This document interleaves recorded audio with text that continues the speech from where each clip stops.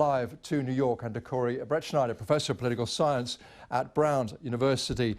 Good to talk to you. This rule change, if it goes ahead, could later, I guess, come back to bite the Republicans, couldn't it? Could have quite far-reaching effects.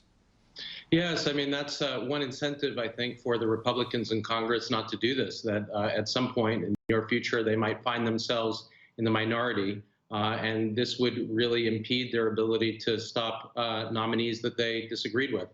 So what goes around comes around, and they might think twice. John McCain, I see, is saying he will vote for the rules change to confirm Neil Gorsuch, but he says it's the beginning of the end of the Senate. He believes it's a slippery slope to the legislative filibuster being eliminated too. What's the significance of that?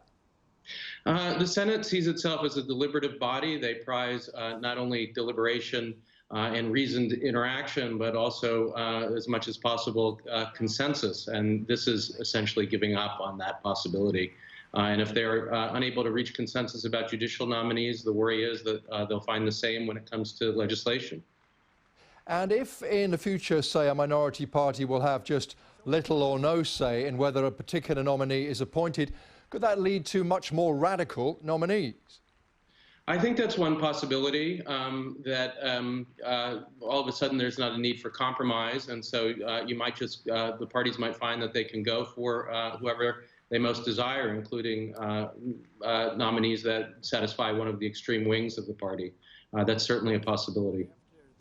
Just briefly, if you could, what do you make of the Democrats' assertion that Neil Gorsuch rather masked his real agenda when he was giving answers to questions before, that he's much less moderate than he appears?